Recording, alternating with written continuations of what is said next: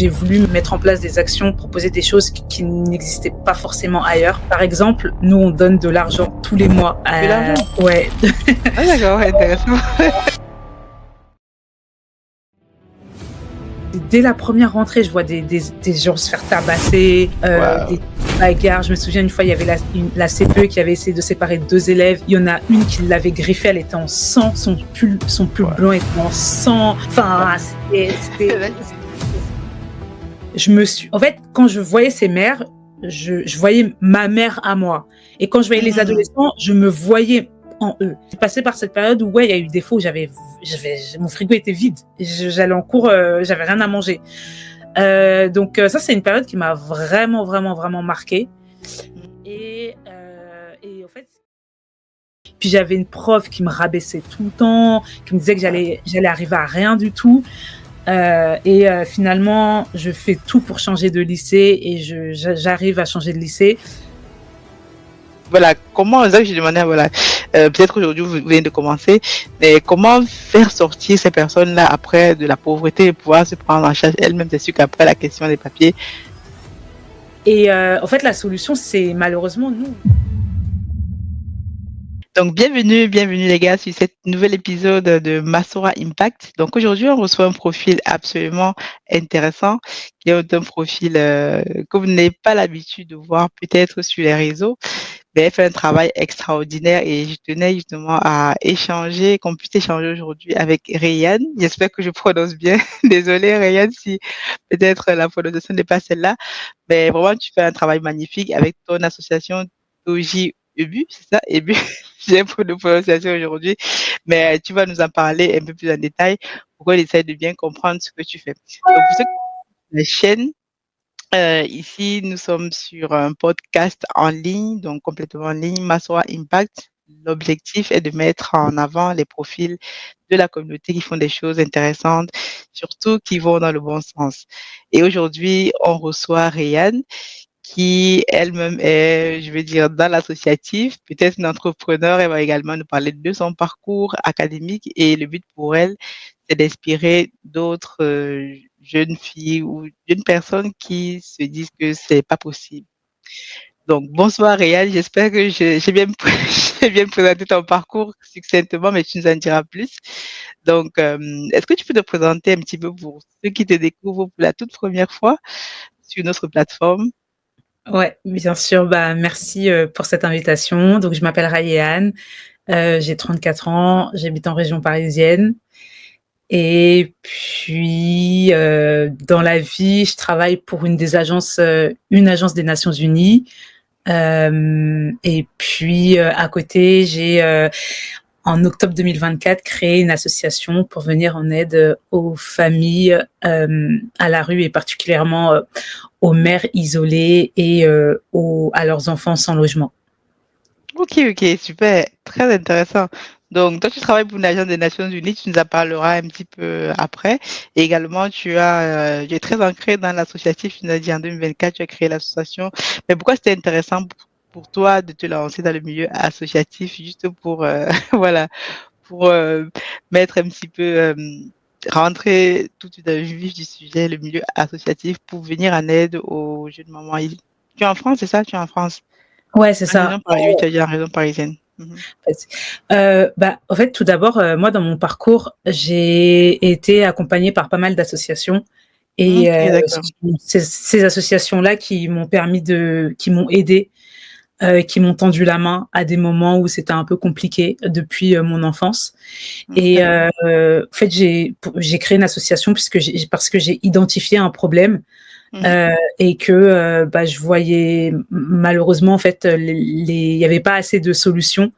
Et donc pour moi, l'une des réponses aux problèmes que j'avais pu identifier, c'était de créer une association qui allait en complément des services de l'État et d'autres associations pouvoir apporter une réponse aux besoins de mères et de leurs enfants. D'accord, mais quels sont on va rentrer tout de suite dans le vif du sujet pour qu'on comprenne exactement. Donc toi, tu as raison parisienne, ok. Et quelles sont très concrètement les activités de ton association et quel est le problème que tu veux résoudre concrètement sur place? Parce que je sais que, bon, on est en France, il y a déjà beaucoup d'associations qui viennent en aide aux mères isolées, aux enfants. Mais pourquoi rajouter une association de plus? Quelle est la différence entre ton association et des milliers d'associations qui doivent sûrement faire peut-être le même travail que toi? Je ne sais pas, je dis ça comme Ouais, ça. bien sûr. Bah, justement, tu vois, avant de créer mon asso, puisqu'au début je voulais pas, je suis Mhm, vraiment partie de cette question, pourquoi est-ce que je devrais créer une asso et qu'est-ce que je vais apporter de plus? Puisque ça sert à rien de se fatiguer s'il y en a mhm, d'autres qui font déjà cela. Et bah, du coup, dans cet asso, j'ai voulu mettre en place des actions, proposer des choses qui n'existaient pas forcément ailleurs. Heu, mhm. Par exemple, nous, on donne de l'argent tous les mois, De à l'argent?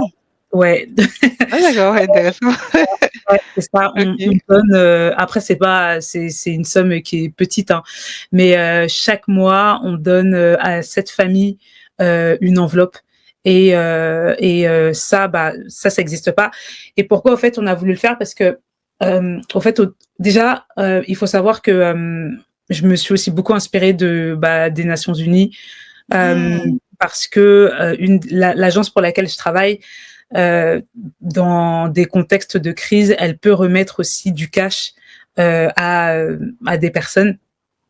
Heu et donc, moi, au fait, au tout début, on partait sur: «OK, on va faire des courses aux familles, Mmh. on va leur demander ce dont elles ont besoin et ensuite nous, on va leur faire leurs courses».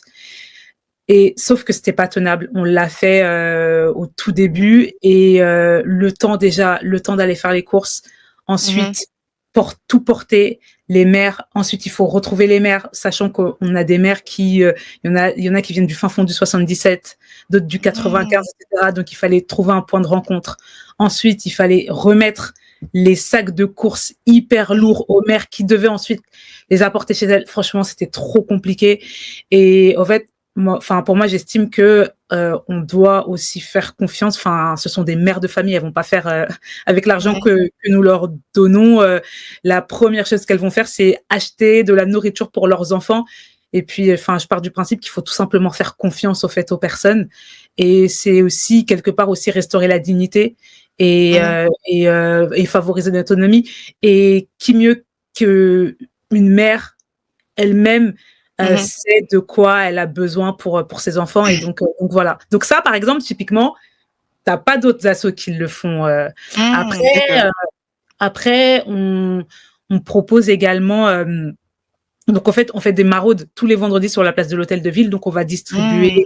des vêtements, des produits hygiéniques, des produits alimentaires, en fait, dépend de ce qu'on a. Donc ça, effectivement, on n'est pas les seuls. Il y a d'autres assos qui le font.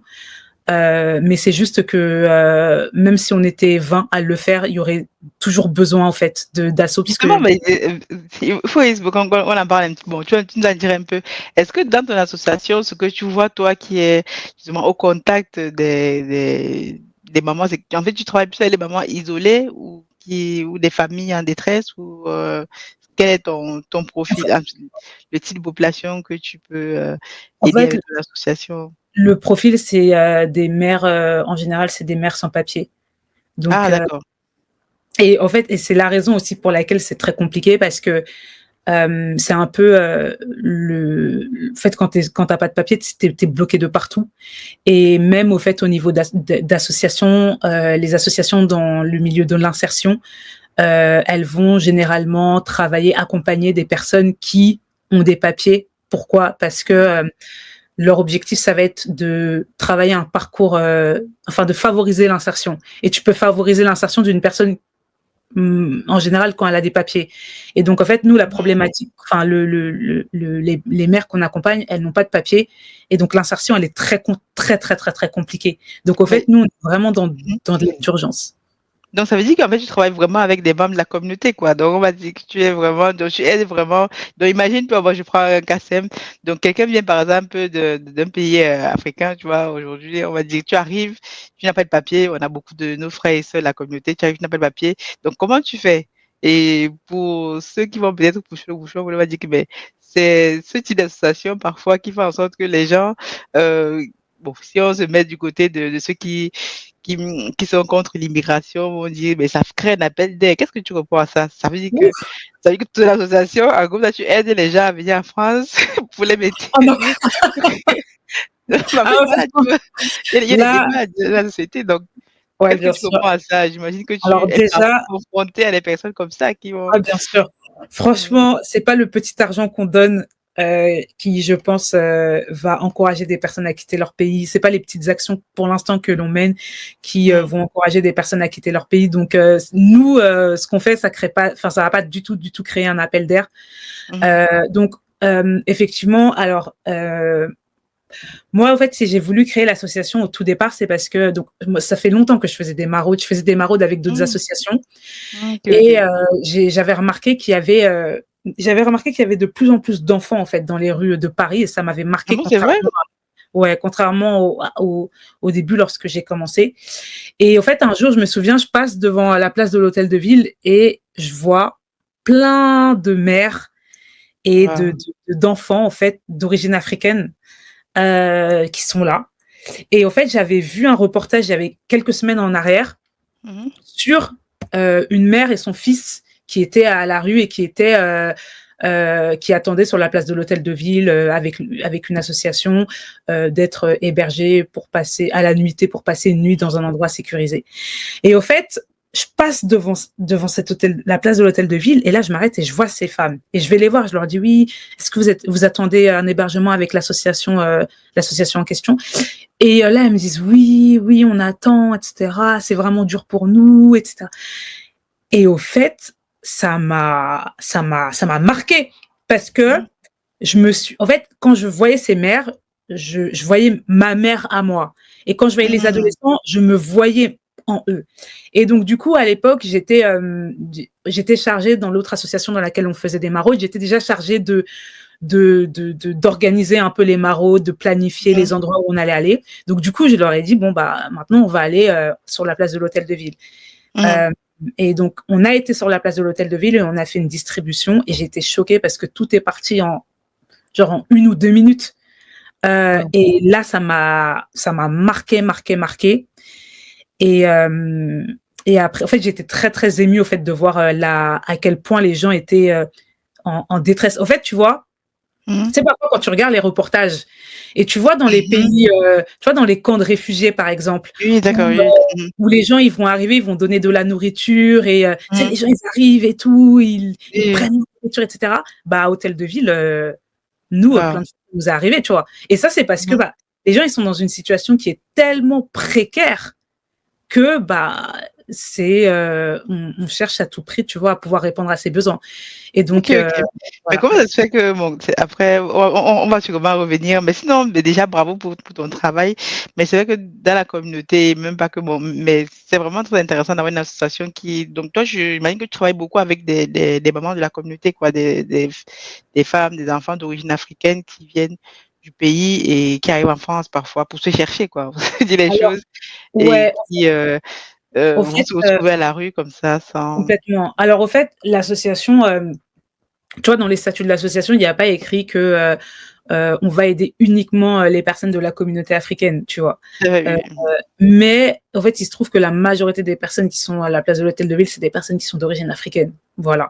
Mais quand Waouh. on fait des maraudes, tu vois, typiquement, il y a des personnes, qui viennent, d'Afghanistan, tu as des personnes qui viennent, tu vois, qui viennent de certains pays asiatiques. Bien évidemment, on va leur donner, tu vois? Il y a des C'est vrai, personnes, oui. qui viennent de pays, je crois que j'ai déjà vu des personnes, qui viennent de pays européens, mais peut-être Europe de l'Est. Bien évidemment, tu vois, lorsqu'on a quelque chose, on va leur donner. Mais c'est vrai que la majorité des personnes, c'est des personnes qui sont d'origine africaine. Donc oui, c'est les personnes concernées. Et au sein de l'association, les familles qu'on accompagne, Mmh. les familles qu'on accompagne, elles sont à majorité, pareil, d'origine africaine. OK, Voilà. OK. Intéressant. OK, ben, en tout cas, c'est déjà super. Bon, tu vas nous dire après comment est-ce que, tu vas nous donner tous les liens de l'association, comment est-ce qu'on peut également, beh, soutenir ceux qui veulent soutenir l'association et comment vous financez. J'imagine c'est par les dons, par et cetera donc mais avant tout ça, j'aimerais bien revenir un peu sur ton parcours, voilà, pour qu'on comprenne bien. Comme tu as dit, tu t'es identifié en voyant ces mamans à l'hôtel de ville. C'est toi-même, tu nous as dit au départ, tu as été aidée par les associations. Donc quel est ton parcours, exactement? Tu arrives en France peut-être, à quel moment? Raconte-nous un petit peu ton ton parcours pour qu'on essaie de bien comprendre également. Ce qui te Alors, motive justement. ouais, en fait, moi, je suis née en France, de parents, béninois et mes parents, très jeunes, ils ont divorcé Mmh. et du coup, on a vécu, avec, enfin, j'ai une sœur, une autre sœur et on vivait avec ma mère Mmh. et au fait, ça a pas toujours été simple financièrement pour ma mère, elle a pas mal galéré, elle a enchaîné des petits boulots et puis, lorsqu'on était adolescente, elle a fait une formation, d'aide-soignante. Mais, Mmh. lorsqu'elle a fait sa formation d'aide-soignante, financièrement, c'était assez difficile pour elle. Donc, on a été dans des épiceries sociales. Tu Mmh. vois un peu, tu vois les Restos du Cœur à peu près? Oui, tout à fait. Bah, voilà, nous on allait là-bas et je me souviens, ah là là, j'avais tellement honte d'aller là-bas. Je prenais mon caddie, au lieu d'aller faire ses courses à Casino, à Intermarché et cetera, on allait, Mmh. dans une épicerie sociale Mmh. et du coup, au fait, aussi, je me souviens que, bah, à la maison, il y avait pas beaucoup, tu vois? Il y avait pas beaucoup de on n'était pas riches, tu vois? Donc Mmh. quand on faisait les courses, fallait toujours faire attention au prix et cetera. Mmh. Bien que j'ai quand même eu la chance de grandir, j'ai grandi en banlieue parisienne, mais j'ai grandi Ah dans bah, oui, une ville. d'accord.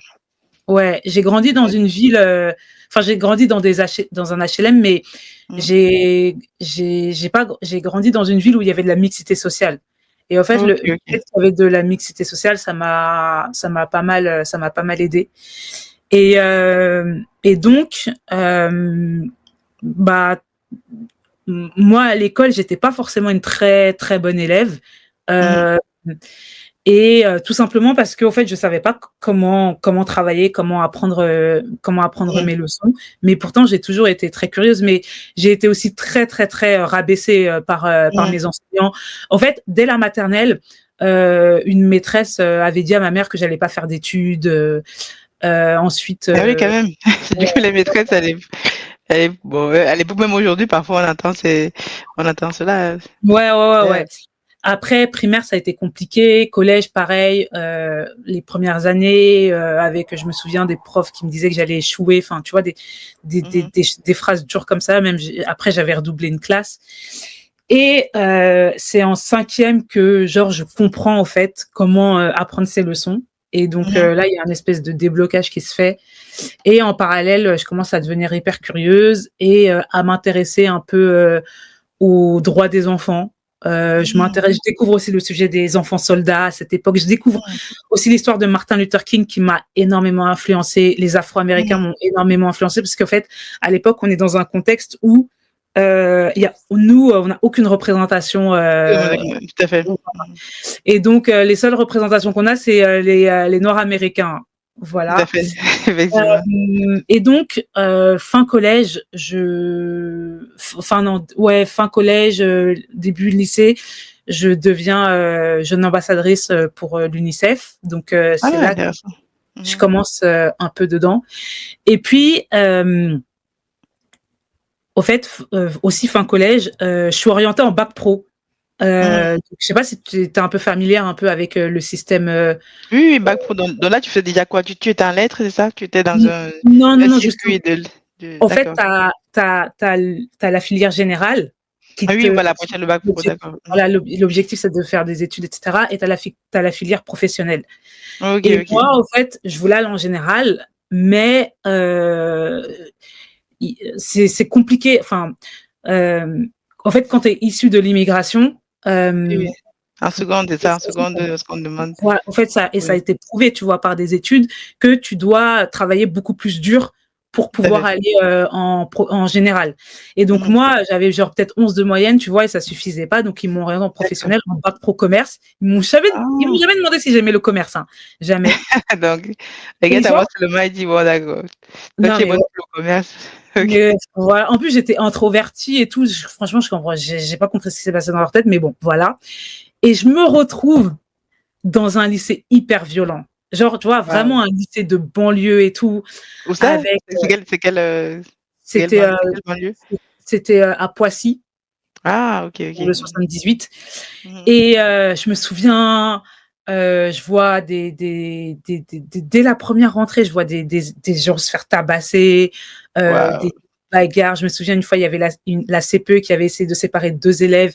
Il y en a une qui l'avait griffée, elle était en sang, son pull Ouais, blanc était en sang. Enfin, d'accord. Là, je te dis, tomber c'était dans le chaud. dans C'était l'effet de archi foudre. chaud, tu vois?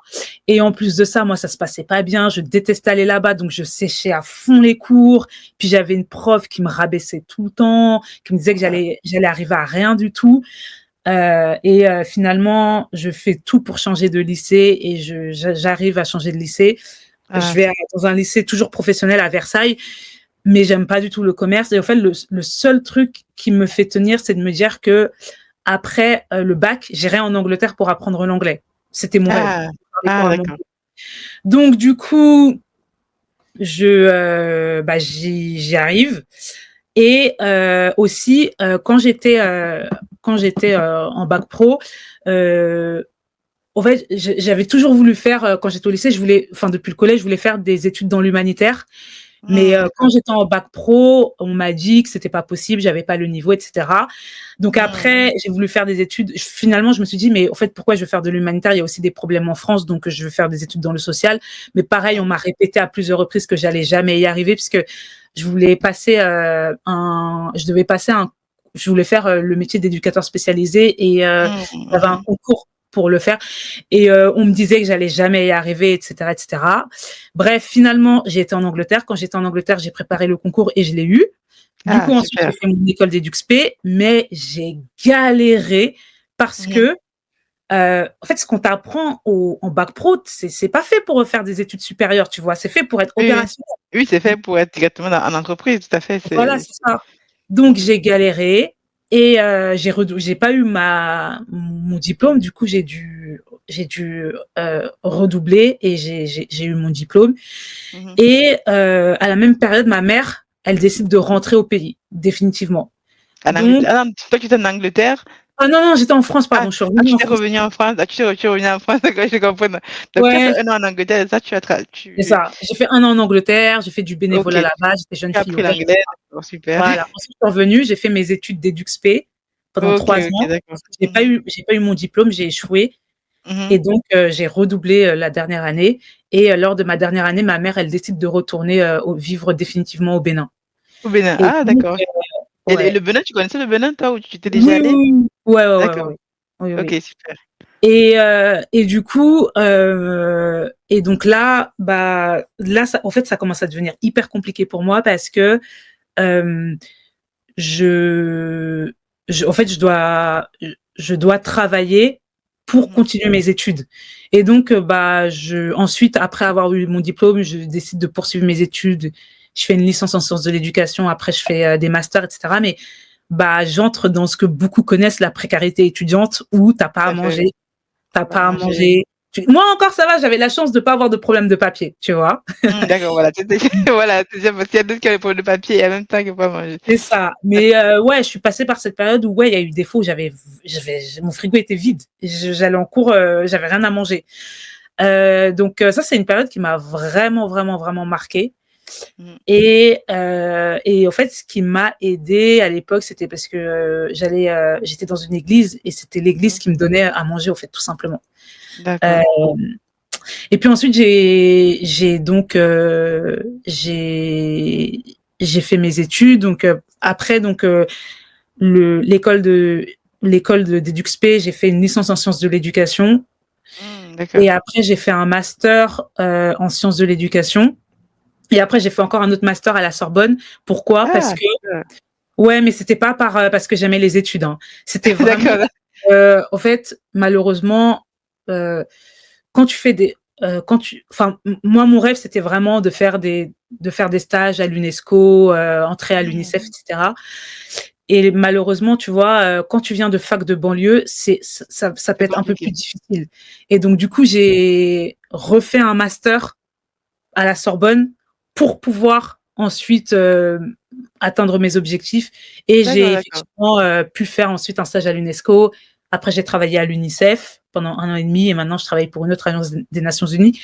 Mais Mais donc comment voilà vous et travaillez donc? Mais quel est le background pour pour, je veux dire, avoir peut-être, faire un stage, à l'UNESCO ou aux Nations Unies, en fait, il faut avoir un diplôme particulier parce que toi, tu as dû faire 2 masters, dont un master En à la fait Sorbonne pour en te fait, je vais te dire retrouver. en fait, je vais te dire un Mmh. truc. Moi, c'est parce que mon profil, il est particulier parce que, j'ai pas du tout le même profil que mes autres collègues. Mmh. Pendant toute ma période d'études aussi, ce que je t'ai pas dit, c'est que j'ai travaillé à côté Mmh. et j'ai travaillé dans le milieu de l'éducation. Donc déjà, j'avais un diplôme d'éducatrice spécialisée. OK, Là, j'ai OK. travaillé pendant 5 ans en tant qu'assistante pédagogique dans des collèges et dans des lycées.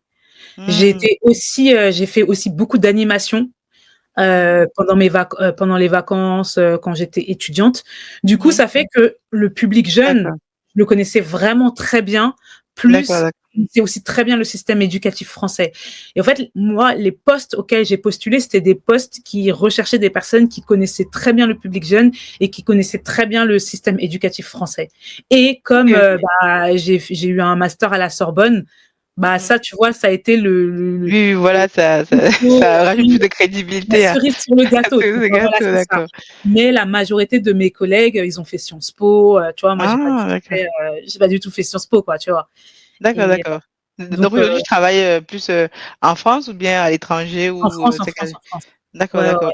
ouais, Et je travaille en France.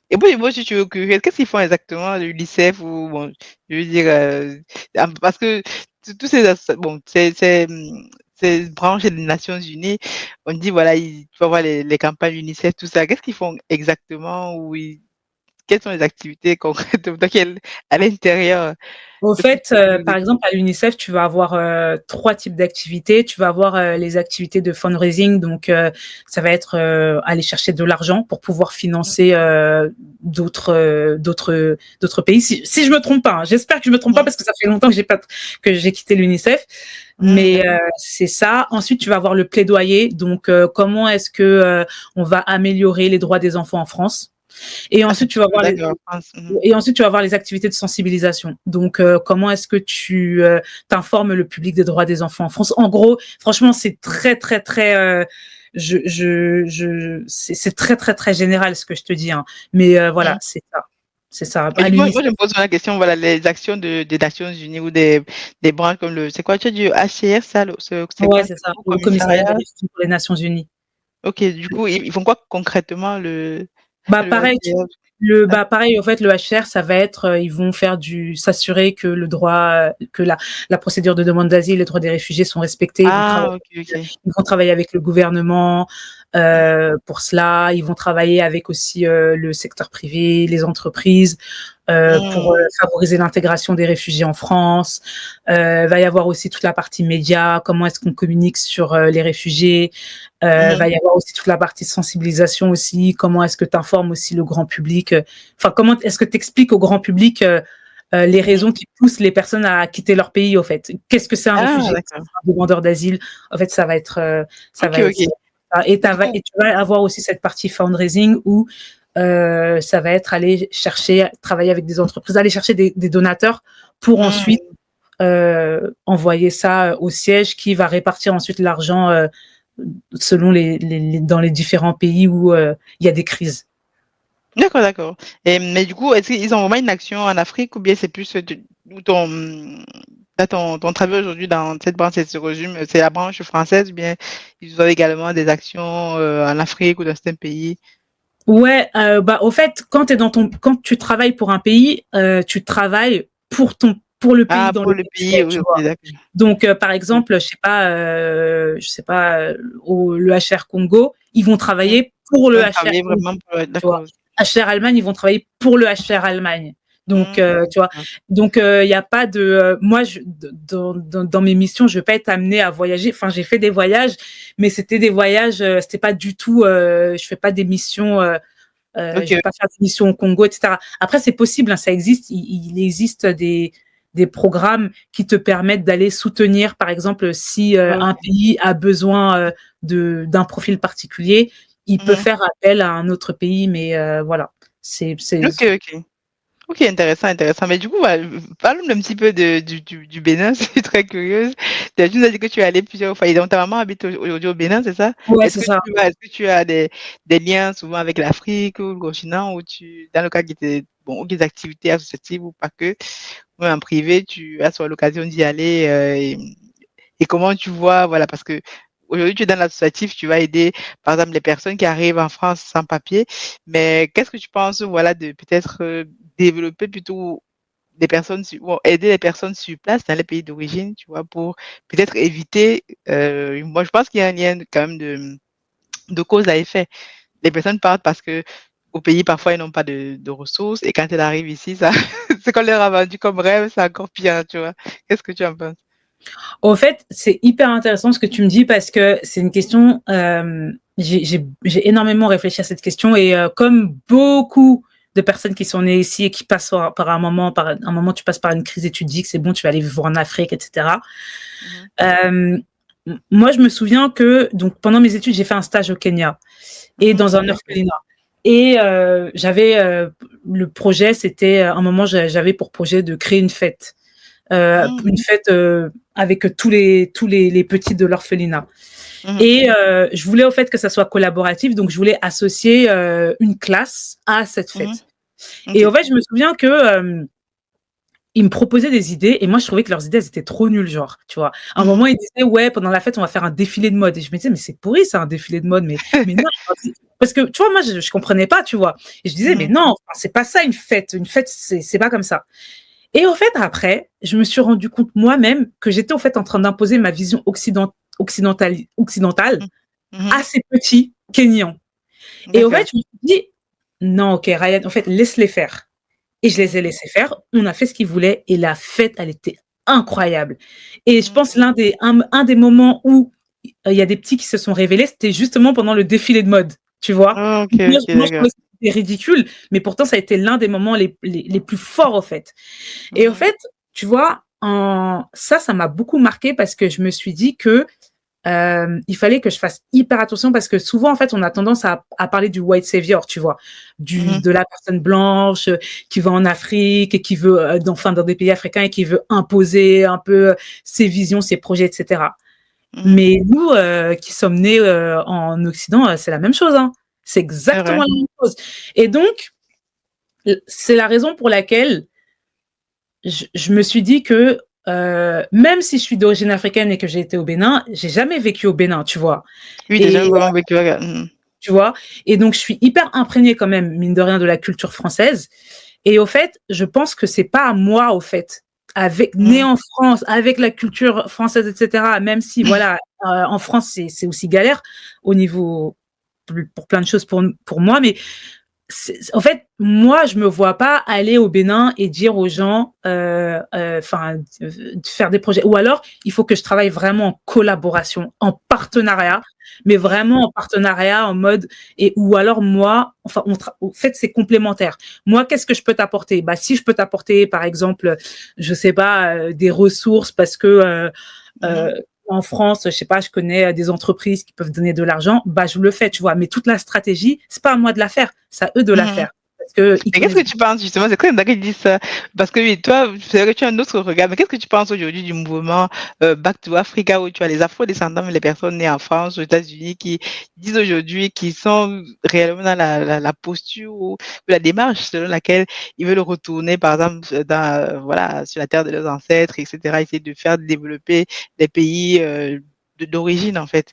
Et qu'est-ce que tu penses, toi est-ce que tu as déjà subi, voilà, une deuxième question, est-ce que tu as déjà subi, par exemple, cette dichotomie, ou c'est pas aussi, je sais pas si on appelle ça le racisme, entre, voilà, est-ce que tu es plus française que africaine, ou voilà, pour, Bah pour alors toi qui est. déjà pour répondre à ta première question et après je répondrai à ta deuxième question. Pour répondre à ta première question, bah moi je pense que en fait moi je pense que c'est très bien, tu vois. Enfin Mhm, pour enfin si t'es né et t'as grandi dans un des pays africains et que tu veux retourner dans ton pays faire du business, bah enfin c'est très bien. En mhm, revanche, si tu es né en Occident et que tu veux aller là-bas, je mhm, dirais que il faut juste faire attention à sa posture. Voilà, c'est ça. Il faut mhm, rester humble parce que je pense que parfois on peut avoir tendance aussi, comme tu viens d'Occident, à avoir un complexe de supériorité et te dire ah c'est bah vrai. moi je connais mieux, tu vois. C'est juste ça. Check ta posture. Fais Mhm, attention et voilà. Bah là, je t'avoue que j'ai l'association, tu vois, en France. d'accord, là, c'est Et ça. tu vois, et tu sais, par rapport à ce que tu me disais, bah moi, je me dis que bah, mon rôle maintenant, c'est tu vois, ces personnes qui arrivent. c'est de les accueillir et d'être là sur place pour elles, tout Tout à fait, oui, simplement. Pour après elles comme je dis, pour elles et leurs enfants. c'est ça, chacun a son rôle et tout, d'être voilà. Mais en fait, le travail que tu fais est exactement, est super intéressant. Mais du coup, revenons un peu au niveau de l'association pour qu'on essaie de rentrer un peu plus dans le détail avec ce que tu fais de est-ce que tu ne donc comment tu vois justement avec ton association, les personnes qui arrivent, donc quand tu arrives, imaginons s'il y a des personnes aujourd'hui qui vont écouter la vidéo et qui sont par exemple, en difficulté, donc on vous contacte, on décide de tes coordonnées et après comment se passe? Vous les accompagnez combien de temps? Jusqu'à ce qu'elles trouvent, un abri, un travail? Jusqu'où va votre accompagnement en fait? Alors, en fait, pour l'instant, malheureusement, on n'est pas encore en capacité de pouvoir, accompagner des personnes qui nous contactent comme ça. Heu, Ah OK. Là, ce qui s'est passé, c'est que, les familles qu'on accompagne, on les a rencontrées sur la place de l'hôtel de ville OK. et donc du coup, on est limité en termes d'accompagnement puisque, donc Mmh. on leur donne de l'argent donc et on a un budget, il faut qu'on respecte notre budget, enfin voilà. Tout à fait. Et donc là, avec ces familles, effectivement, on veut pouvoir être avec elles jusqu'à ce qu'elles puissent être régularisées. Bon, il y en a qui, la régularisation, ça va prendre énormément, énormément de temps, surtout lorsqu'on a une obligation de quitter le territoire, par exemple, Ah oui, ce d'accord. qui peut prendre vraiment beaucoup, beaucoup de temps. Et comment Heu, tu fais à ce moment-là? Quand ils ont, oui, quand tu es au QTF, ils disent souvent comment tu fais? Donc là, les familles, est-ce que elles ont des enfants, parfois ils sont scolarisés, c'est compliqué. Quand ils donnent les OQTF, ouais, comment on bah, fait à ce ouais, moment-là? bah, les enfants sont scolarisés, c'est ça qui est au moins c'est ça qui est trop bien en France, c'est que la scolarisation, elle est obligatoire donc OK. et tu vois, quand on rencontre des familles qui viennent d'arriver en France, par exemple, et qui sont à la rue, Mmh. l'une des priorités en général de la mère, c'est de scolariser ses Avec enfants. les enfants. Et là, on lui dit non, mais vous inquiétez pas, vos enfants vont être scolarisés, ça va être très très rapide. Mmh. Ça, c'est pas trop un sujet. Donc ça, c'est bien. OK. D'accord, d'accord. Donc du coup, aujourd'hui, donc vous avez accompagné 7 familles, tu nous as dit? Donc 7 familles. Ouais, c'est ça. On a 7 familles, mais on a, je crois, 11 familles qui gravitent autour de l'association. Donc, par exemple, quand on organise des événements, on va inviter les 11 familles. Par exemple, aujourd'hui, avec Expertise France, service de l'AFD et Singa, qui est une Mmh. association qui travaille avec des personnes réfugiées, des entrepreneurs réfugiés notamment. Eh bien, ils ont récolté des denrées alimentaires et des vêtements, des Mmh. produits hygiéniques pour enfants, etc. Et on a organisé une distribution pour toutes les mères de l'association. Donc, on s'est retrouvés dans le 20e, dans un local. Mmh. Et puis, les mères de l'association, elles sont venues chercher un peu de la nourriture, des vêtements, etc. D'accord, Et d'accord. 11, Super. et voilà. Donc, plus l'association elle va grandir, nous, ce qu'on aimerait, c'est pouvoir donner, déjà, pouvoir donner à plus de mères. Après, il faut qu'on fasse attention parce que au niveau Oui, du bien montant, on peut pas commencer à donner des 300 euros tous les mois et tout, c'est pas possible. donc aujourd'hui, vous êtes moi, j'allais venir sur la question du financement. Vous financez comment aujourd'hui? Les dons Et vous donnez individuels. combien à peu près aux familles, une enveloppe globale, quoi? Ouais, bah, c'est 50 euros par famille Mmh. et on aimerait passer à 50 euros par enfant. Mmh. Heu et ensuite, c'est que des dons individuels, mais là, pour, l'année 2026, on veut vraiment essayer de trouver des façons de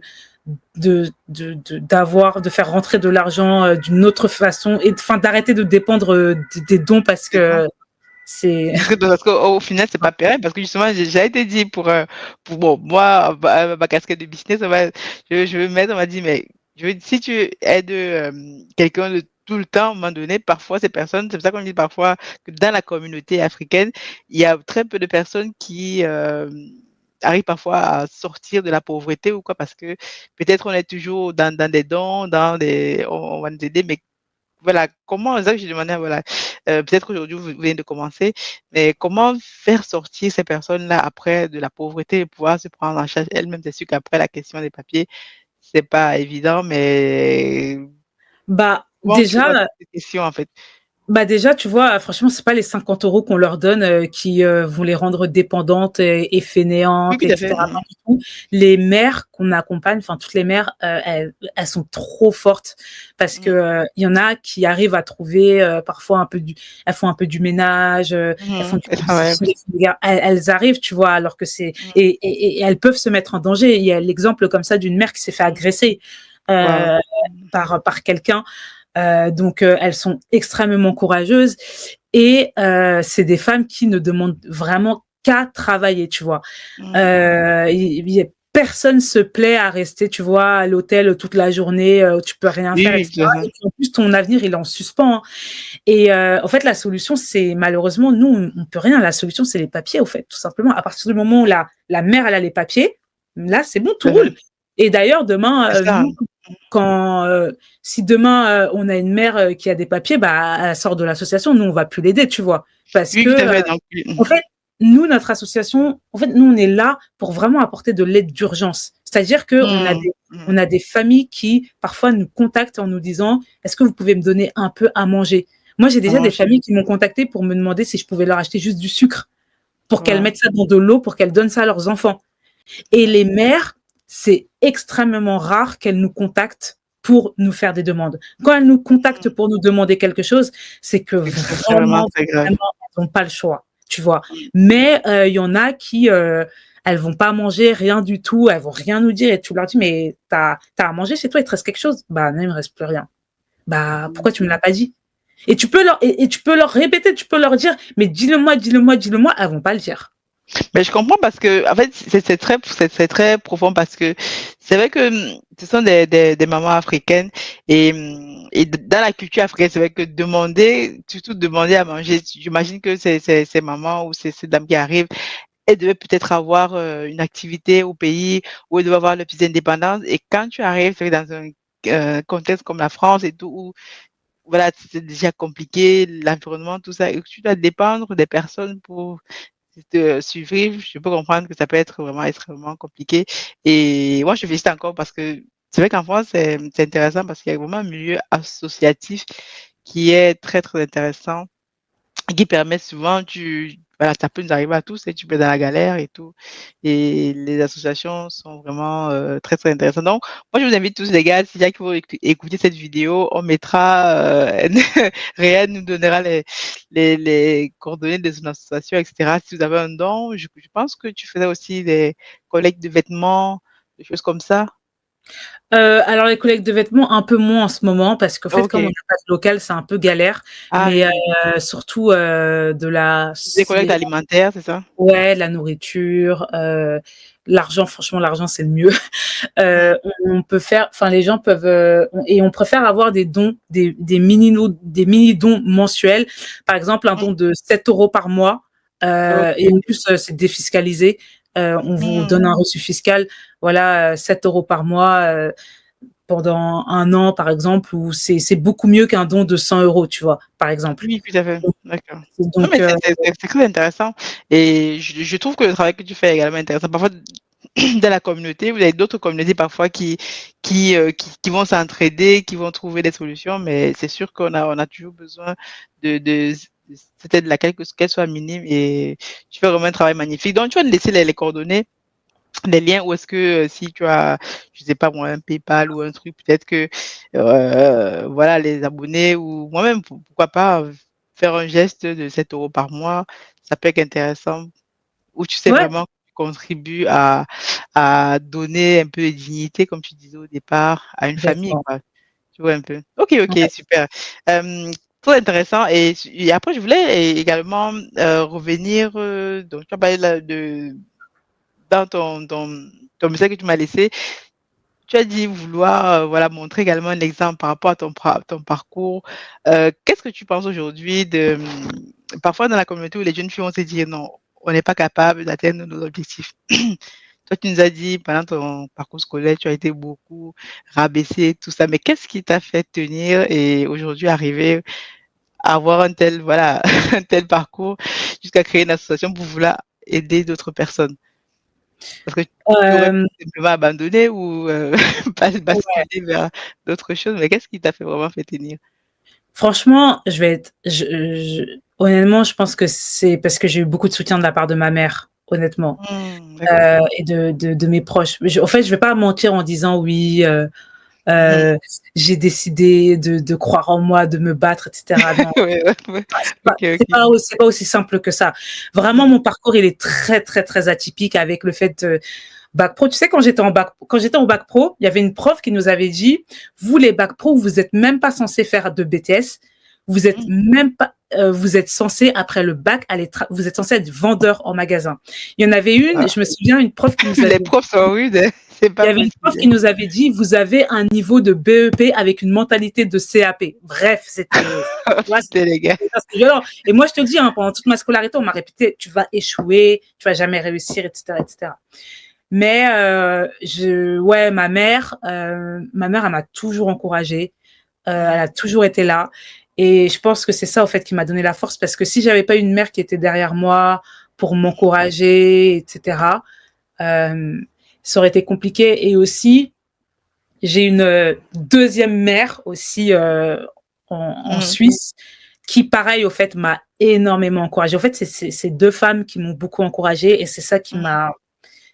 qui m'a permis, tu vois, d'aller, au-delà, et de réaliser mes objectifs. Et tu vois, en fait, j'avais un rêve. Je me souviens que mon premier rêve, c'était, d'aller Mmh. apprendre l'anglais. Bah, du coup, je l'ai fait. Après, mon Ah deuxième rêve, super. c'était, de faire, d'aller à la fac. Du coup, après, je l'ai fait. Après, un autre rêve, c'était de faire un master à la Sorbonne. Du coup, je l'ai fait. Après, c'était aller Ah. faire un stage à l'UNESCO. Après, je l'ai fait. Après, c'était l'UNICEF. Je l'ai fait. Le HCR, je l'ai fait.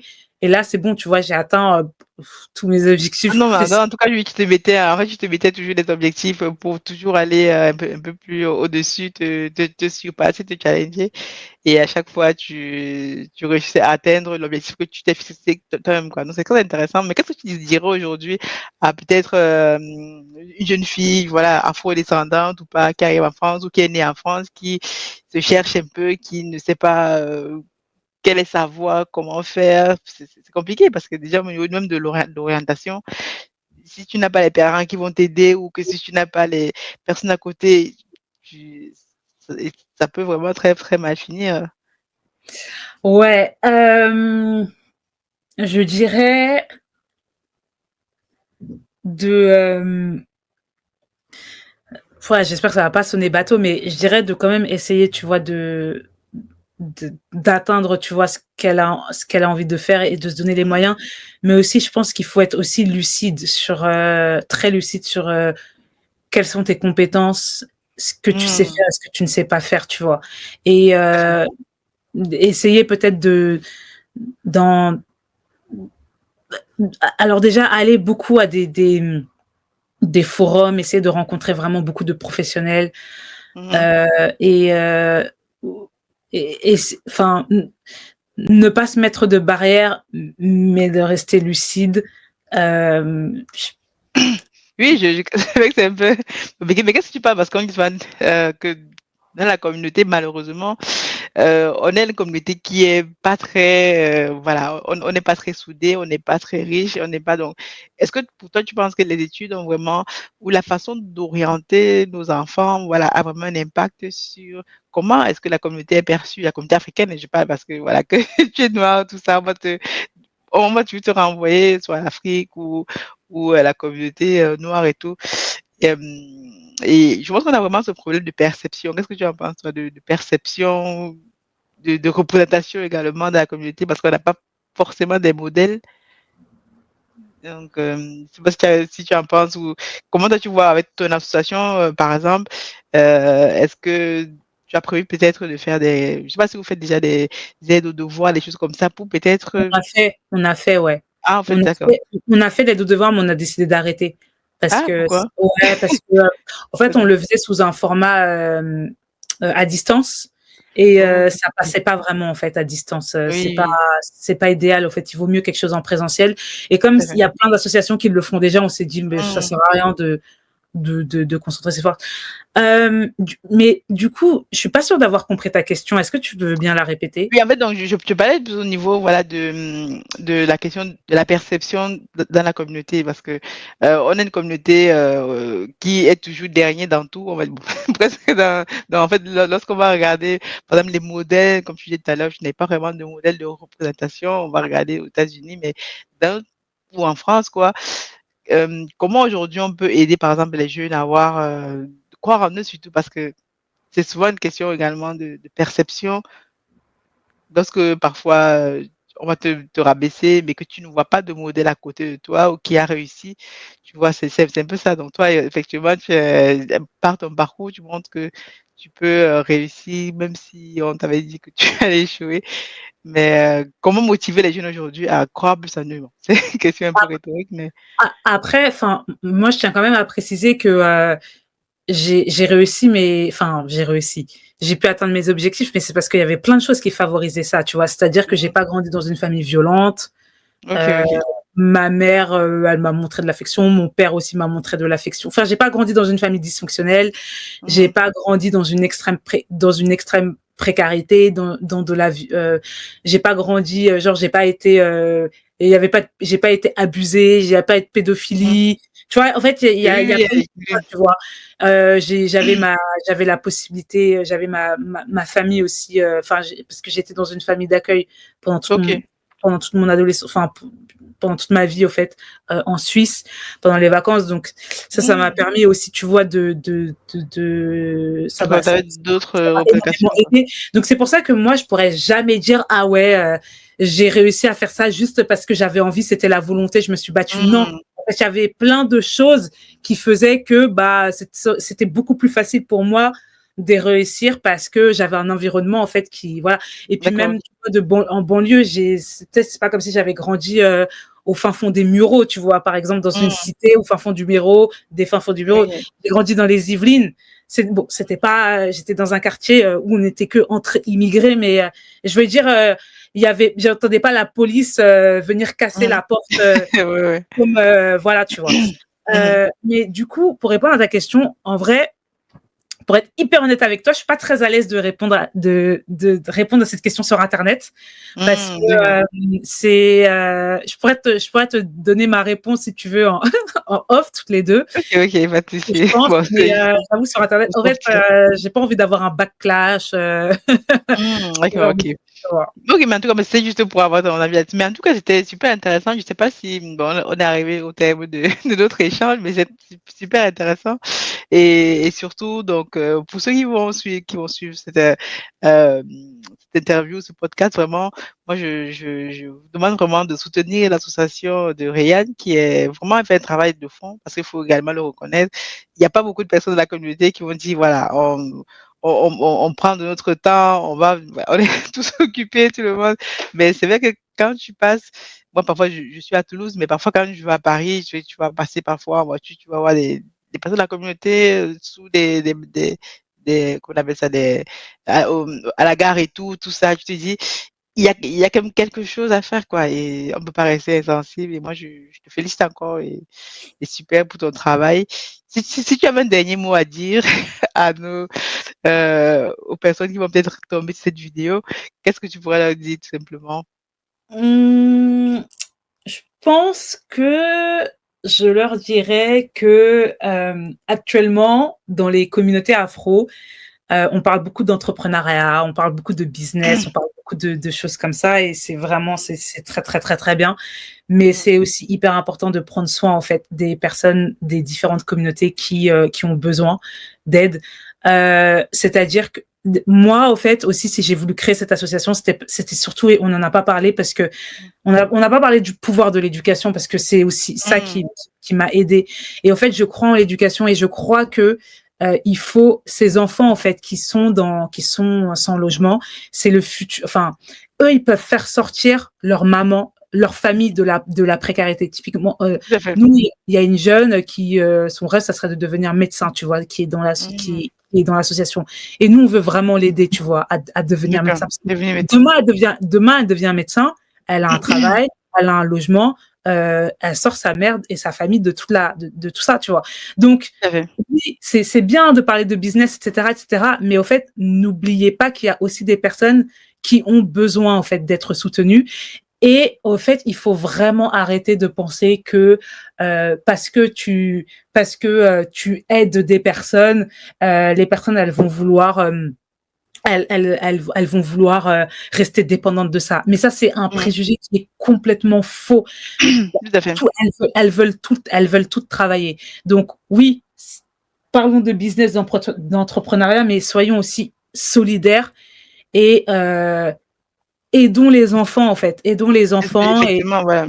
et on peut tout, en vrai, on peut tous passer par là. Enfin, et puis en fait, notre objectif, c'est quoi? C'est pas d'assister entre guillemets, et ça, c'est un terme Mmh. d'extrême droite, mais c'est pas d'assister C'est ces ça. personnes toute leur vie. C'est juste, en fait, ces personnes, elles ont leur vie, elles vont passer par une petite période difficile, et nous, en fait, on est juste là pour les Et aider pour à les aider, traverser voilà, cette pour, période difficile. oui. Et après, elles y vont. Moi, quand j'étais étudiante, il y avait des périodes qui étaient très, très difficiles. Et puis, bah, j'ai été voir une assistante sociale. L'assistante sociale, elle m'a aidée. J'ai eu la bourse, etc., etc. Puis après, Mmh. j'ai passé cette période difficile. J'ai terminé mes études. Et là, maintenant, je travaille. Je touche pas Mmh. d'allocation ou quoi que ce soit, tu vois. Bah, voilà, c'est ça, tu vois. Et si on arrivait tous à faire ça, enfin, je veux dire, tous à y mettre un peu du sien, à être un peu plus solidaire et un peu plus, voilà, ouais, un peu plus solidaire, mais ça ferait énormément de bien. Et je terminerai juste par te dire ça. Mmh. Ah, je suis désolée, je parle beaucoup, mais la semaine dernière, donc, tu sais, je fais des maraudes tous les vendredis. Tous les vendredis, je vais sur la place de l'Hôtel de Ville. Et la Mmh. semaine dernière, j'ai rencontré, là, c'est le plan actuellement, là, c'est le plan grand Le froid. plein Donc, grand froid, j'allais te dire avec le froid actuellement, ça voilà, doit c'est être ça. Donc, compliqué avec il y a, les il y personnes. a il y a peu de familles qui sont, il y a pas beaucoup de familles qui sont à la rue là actuellement. Enfin, elles sont Ah, hébergées dans des gymnases. Sauf que la OK. semaine dernière, on en a vu 2. Waouh, Et il y a une des familles qui venait d'arriver en France, waouh. une mère avec ses 2 enfants. Et lorsqu'elle m'a parlé, elle pleurait, elle a fondu en larmes devant ses 2 enfants. Franchement, ça m'a brisé le cœur de voir ça. Et je lui ai dit: «Mais vous connaissez personne en France?» Elle m'a dit: «Oui, bah, je connais une personne, mais elle ne répond pas». Et du coup, j'ai décidé sur plein de groupes WhatsApp, j'ai envoyé des messages et j'ai mis en place une cagnotte pour qu'on Mmh. puisse aider cette personne, tu vois. Et après, et enfin, les 2 familles que j'ai rencontrées, enfin, ensuite j'ai mis des cagnottes et ensuite j'ai été leur donner l'argent. Et au fait, elles étaient tellement touchées de voir qu'il y avait des gens qui avaient pensé à elles et des personnes, et je leur ai dit, ouais, c'est des personnes de la communauté, tu vois, qui ont pensé à elles. Elles étaient tellement touchées. Donc, voilà, en fait, soyons solidaires, et vous pouvez être solidaire en devenant bénévole pour Toju Webi, ou encore mieux, Ah! en donnant de l'argent. Ah, non, mais effectivement, c'est super. Moi, je vais encore d'autres questions à te poser par rapport à ça, mais peut-être qu'on fera une autre émission. Mais vraiment, c'est super important. Voilà, comme tu dis, voilà, tu rencontres des frères et sœurs de la communauté surtout. Et comme tu as dit, tu croises beaucoup de personnes de la communauté. Et voilà, qu'est-ce qu'on veut faire? Mais il faut vraiment avoir cette âme de solidarité. Dire, voilà, si on peut aider ici, tu peux sortir une personne de la rue. Et ça peut nous arriver à tous, quoi. Et moi, je salue encore vraiment ton travail, ton courage, parce que ce n'est pas donné de faire tout ce que tu fais, même si, voilà, tu as une âme associative, mais ce n'est pas tu évident. Il faut vraiment, je pense qu'il faut vraiment avoir un don, un don vraiment pour être au contact des personnes, avoir de l'empathie, tout ça. Donc, les gars, voilà, si vous êtes arrivés jusqu'ici déjà, merci à vous. On mettra tous les liens en description de cette vidéo. Si vous voulez même faire un don par mois de 5 € par mois, je sais que comme tu as dit, voilà, c'est toujours intéressant, ça peut aider une famille. Et comme tu as dit, surtout, tu parlais de l'éducation, et moi, je suis vraiment également axée là-dessus. Comme Nelson Mandela disait, l'éducation est l'arme la plus puissante au monde, quoi. Donc, pour développer un pays, une nation. Donc, je pense qu'il faut vraiment travailler sur ces enfants-là, comme tu dis, ceux qui veulent venir médecin, là, donner un autre, comme je disais, le modèle, quoi, une autre perception. Dans la communauté, on n'a pas beaucoup de modèles, on n'a pas beaucoup de, on nous dit, voilà, tu veux devenir médecin, machin, mais on ne voit pas beaucoup de gens qui ont réussi dans voilà, le vrai sens du terme, qui disent c'est possible. Et surtout de donner également, tendre la main comme tu fais à d'autres personnes. Bon, moi, je suis très honorée de, de t'avoir reçu sur ce podcast et encore bravo pour ce que tu fais. Et super, donc. Si tu as un dernier mot, tu as dit un dernier mot. Donc, nous, on se retrouve à la prochaine vidéo. Et surtout, les gars, prenez soin de vous, surtout en cette période de grand froid. J'espère qu'il n'y aura pas de famille dehors que tu vas rencontrer, mais si jamais tu en rencontres et ils sont dans les groupes et tout, tu m'envoies les liens, je vais partager. Et voilà, une aide peut toujours permettre de redonner du sourire, surtout à les enfants. Quand tu vois les enfants dans la rue, c'est pas très, très compliqué, quoi. Très compliqué. Bon, en tout cas, merci beaucoup, Ryan, de t'être prêté à l'exercice. Super, on a beaucoup appris et j'ai aimé échanger avec toi. Et nous, on se retrouve à la prochaine vidéo. God bless. Ciao, ciao. Au revoir. Au revoir. Bienvenue chez Africa Food Industries, votre partenaire de confiance pour une alimentation saine et de qualité. Nous sommes situés au Cameroun, en périphérie de Yaoundé. Notre site de production en pleine nature est dédié à l'élevage, à la production et surtout à la transformation de poissons. Chez Africa Food Industries, nous élevons et transformons plusieurs variétés de poissons. Le silure, le tilapia et la carpe. Le tout dans le respect de l'environnement et du bien-être animal. Nos méthodes d'élevage sont rigoureuses.